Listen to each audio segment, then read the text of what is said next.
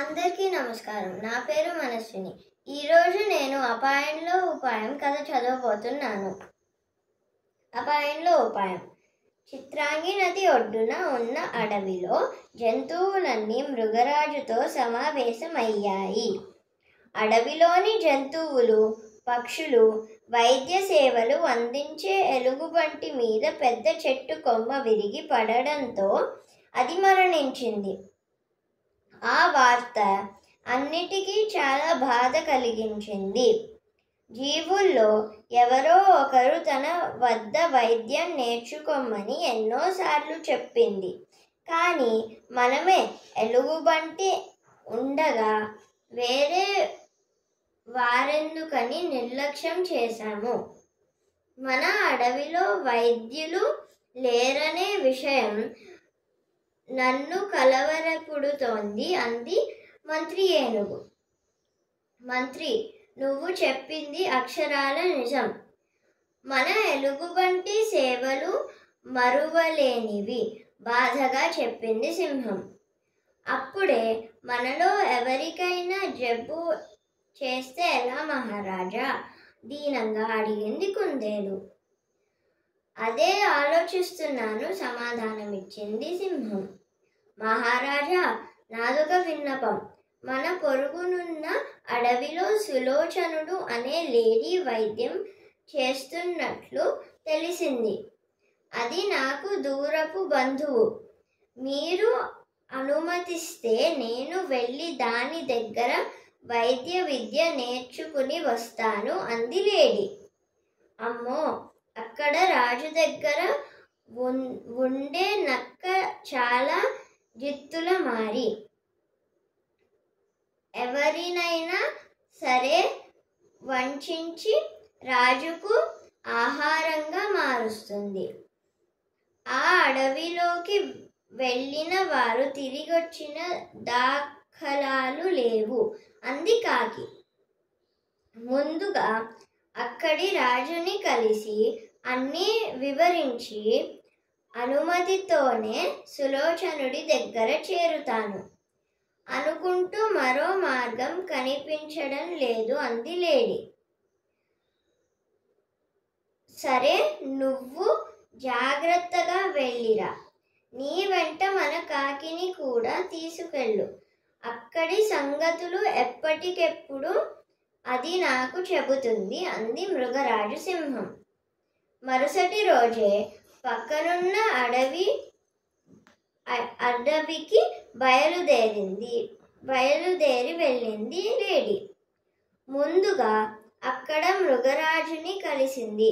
రాజా, మా రాజుగారు మీరు చాలా గొప్పవారని, మీ అండదండలతో ఇక్కడ నేను వైద్యం నేర్చుకోవచ్చని చెప్పి పంపించారు.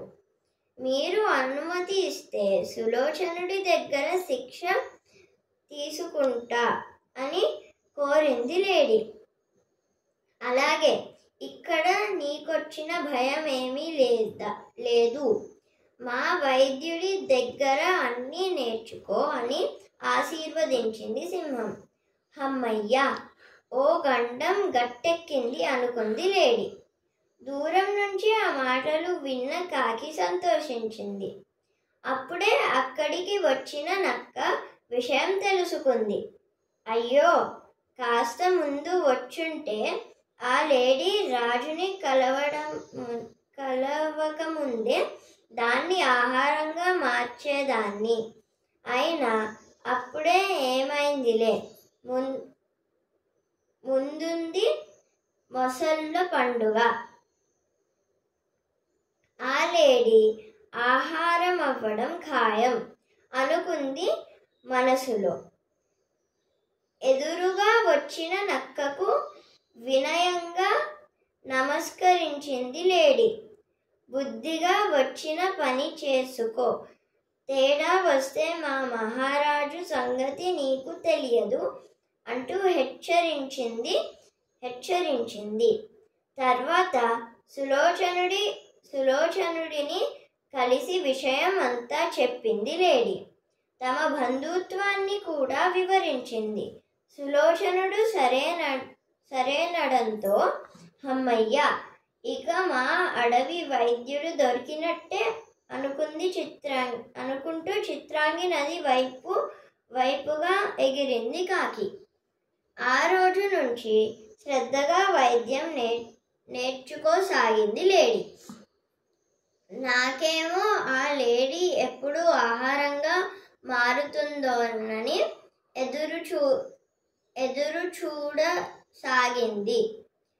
ఒకరోజు సులోచనుడు కొన్ని మూలికలు తీసుకొచ్చేందుకు కొండ మీదకు వెళ్తుంటే నక్కలన్నీ మాట్లాడుకోవడం వినిపించింది.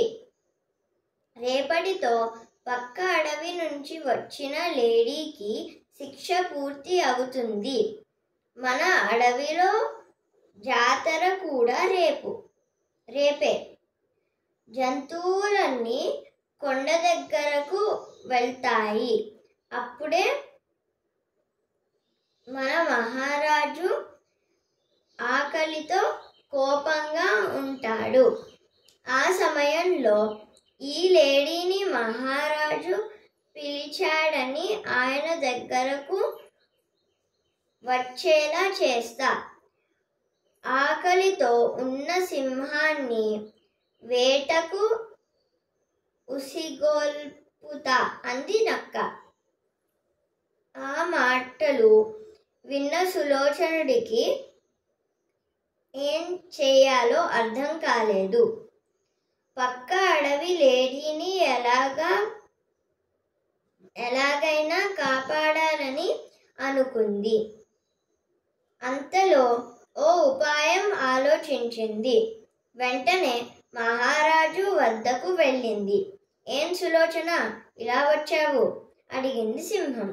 మహారాజా, మీకొక విషయం చెప్పాలని వచ్చాను. నా దగ్గర వైద్యం నేర్చుకుంటున్న లేడీ తింగర్ది. నేను సూచించిన మందులన్నీ జంతువులకి ఇచ్చే ముందు అది రుచి చేస్తోంది. దాంతో దాని శరీరం మొత్తం విషంగా మారిపోయింది. పొరపాటున దాన్ని ఎవరైనా వేటాడితే వెంటనే చనిపోతారు. ఈ విషయం మీకు చెప్పమని నక్కకు చెప్పాను. ఎందుకైనా మంచిది, నేను కూడా చెబుతున్నాను అంది సులోచనుడు. అలాగే, అయితే ఇక నేను చూసుకుంటాను, నువ్వు వెళ్ళు అంది సింహం. మరుసటి రోజు సింహం పిలుస్తోందని చెప్పి లేడీని మహారాజు దగ్గరకు తీసుకెళ్ళింది నక్క. మహారాజా, మీరు ఆకలితో ఉంటారని తెలుసు, అందుకే తగిన ఏర్పాటు చేశాను అని గుహ బయట ఉన్న లేడీని చూపించింది. సులోచనుడు నాకు చెప్పమని నీకు ఏమీ చెప్పలేదా అని నక్కను అడిగింది సింహం. ఆ సంగతి తర్వాత, ముందు మీరు ఈ లేడీ సంగతి చూడండి ఆతృతగా అంది నక్క. అవునవును అంటూ తన పంజాతో నక్క ఒక దెబ్బ కొట్టింది సింహం. దాంతో అది కప్పకూలింది. నువ్వు నేర్చుకున్నది చాలు, నీ అడవికి వెళ్ళిపో అని లేడీకి చెప్పింది సింహం. ఈ రోజుతో నా విద్య కూడా పూర్తయింది మహారాజా, ధన్యవాదాలు అంటూ సెలవు తీసుకుంది లేడీ.